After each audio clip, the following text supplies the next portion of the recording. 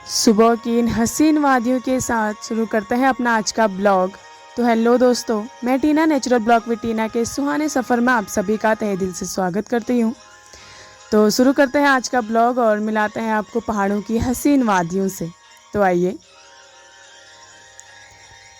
सुबह सुबह उठ के सबसे पहले नहा धो के हम सूर्यदेव को जल चढ़ाते हैं और उगते हुए सूरज को प्रणाम करते हैं और फिर करते हैं ईश्वर से एक छोटी सी मुलाकात।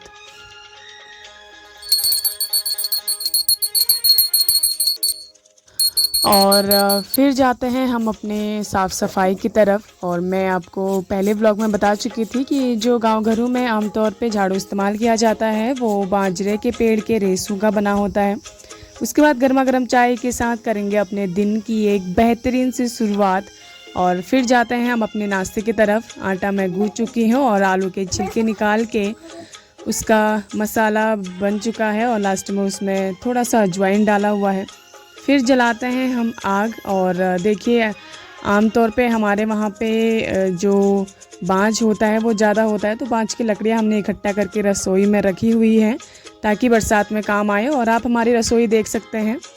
गांव घरों में जो रसोई होती है वो लाल मिट्टी और गोबर से उसकी लिपाई पोताई की जाती है। ये हमने अलग से रसोई बना रखी है। और मैं आपको बाँझ के पेड़ दिखाती हूँ। नीचे जहाँ तक आपको नज़र जाएगी आपको बाँझ के पेड़ ही देखने को मिलेंगे। पत्तियाँ हम गाय भैंसों के लिए इस्तेमाल करते हैं। उसके बाद हम बना रहे हैं नाश्ते में आज आलू के पराठे।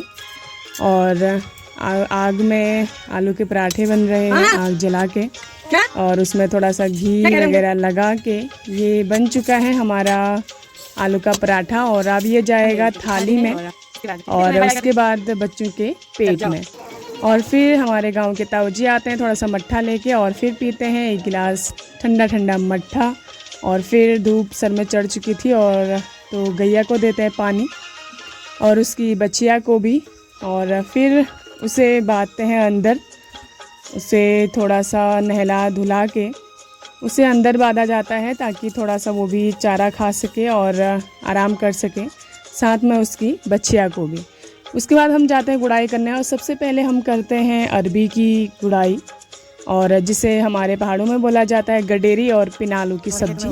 और फिर हम जाते हैं अपने दाल के खेत में। देख सकते हैं कितनी सारी इसमें जो चौलाई की सब्जी होती है वो लगी हुई है। और हमने इसमें भट्ट और उसके साथ मडवा और फिर किनारे से जो घोद की दाल होती है वो बो रखी है। तो हम इसकी करेंगे गुड़ाई और जो इसमें एक्स्ट्रा चौलाई की सब्जी और खरपतवार है उसे साइड करेंगे ताकि मडवा और भट्ट की दाल को उगने में थोड़ा सा उसकी ग्रोथ में आसानी हो। तो हम गुड़ाई कर रहे हैं और आप देख सकते हैं धूप एकदम सर पे चढ़ चुकी है, 10-11 बजे का टाइम। और हम अपने घर के जस्ट नीचे वाले खेत में हैं, तो हमें लग जाती है प्यास और फिर बच्चों से मंगाते हैं हम पानी। और देखिए इतना हमारा हो चुका है और इतना अभी गुड़ाई करनी बाकी है। और देखिए बथुआ भी हो रखा है, बथुए की सब्ज़ी। और इसमें हमने बो रखा है, ये है हमारे मांस और उसके साथ तिल के पेड़ लगाए हुए हैं। और हमारी गुड़ाई हो चुकी है कंप्लीट। और जो हमने चौलाई की सब्ज़ी या फिर खरपतवार निकाला हुआ है उसे थोड़ा बहुत हम यूज के लिए अलग रखेंगे और फिर गैया के लिए। और उसके बाद हम हाथ पांव धो के तैयार होके आ जाते हैं अपने ग्राम पंचायत में। वहाँ कृषि विभाग के कुछ अधिकारी आने वाले थे, तो हम पहुँच चुके हैं अपने ग्राम पंचायत। और यहाँ हमारा शांतेश्वर मंदिर भी है, तो आपको मंदिर के दर्शन भी करवाएंगे। और देखिए जब हम पहुँचे थे तो उस टाइम पे कुछ ही लोग आए हुए थे।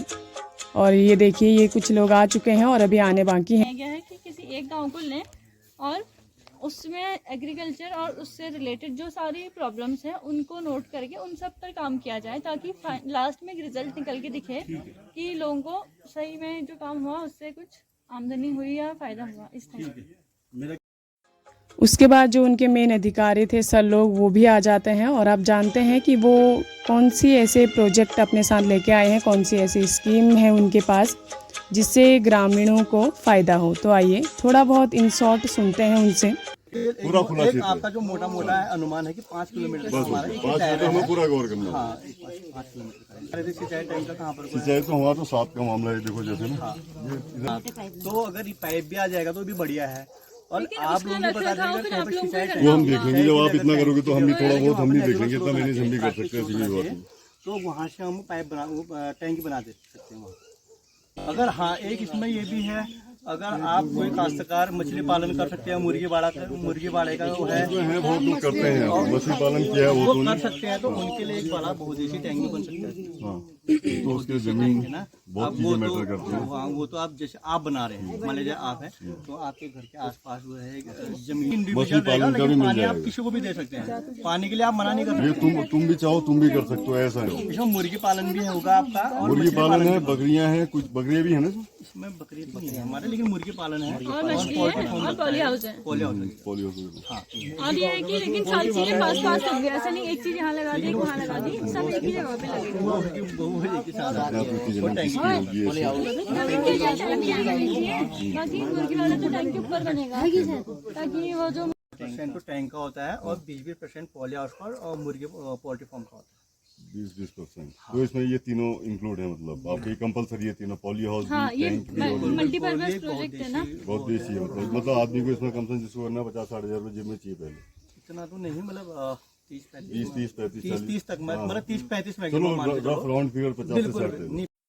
तो कुल मिला के वो मत्स्य पालन, मुर्गी पालन और पॉली हाउस वगैरह की बात करते हैं, उसमें सब्सिडी की बात करते हैं। तो आइए उसके बाद हम मिलाते हैं आपको शांतेश्वर महादेव से, आपको दर्शन कराते हैं शांतेश्वर महादेव के। और ये है शांतेश्वर महादेव का मंदिर और ये है हमारे नंदी महाराज और जिन्हें मांगी जा रही है खूब सारी चॉकलेट्स। और उसके बाद हम आपको दर्शन कराते हैं माँ शेरा वाली के। ये है मैया का मंदिर और देखिए यहाँ पे बहुत बड़ा पीपल का पेड़ है और यहाँ पे जल चढ़ाया जाता है। और पीपल की शुद्धता, उसकी पवित्रता को तो आप जानते ही हैं। फिर हम जाते हैं घर को और हमारे घर से थोड़ा सा जो कृषि विभाग से अधिकारी लोग आए हुए थे वो थोड़ा सा निरीक्षण वगैरह करते हैं और अपनी स्कीम के बारे में थोड़ा सा और डिटेल में बताते हैं। फिर घर आके हम करते हैं लंच और फिर देखते हैं बाहर हो जाती है खूब सारी बारिश पहाड़ों में। और बारिश होने की वजह से हम थोड़ा सा आराम करके शाम को पीते हैं गर्मा गर्म चाय और फिर से लग जाते हैं अपने काम पे।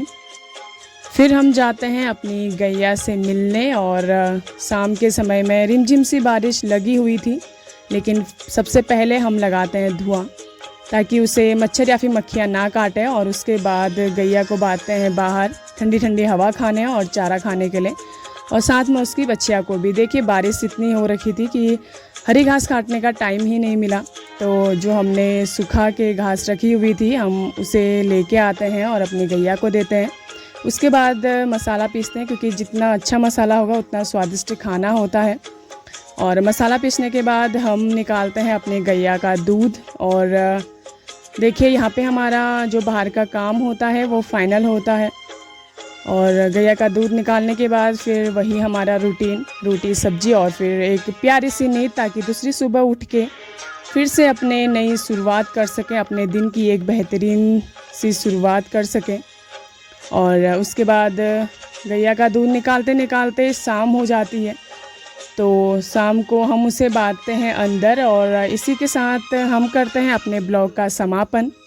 बने रहिएगा ऐसे ही पहाड़ों की अनसुनी अनदेखी तस्वीरों के साथ और इन हसीन वादियों को दिखाते हुए। तो दीजिए इजाज़त, मिलेंगे कल एक ऐसे ही खूबसूरत नज़ारों के साथ। Thank you.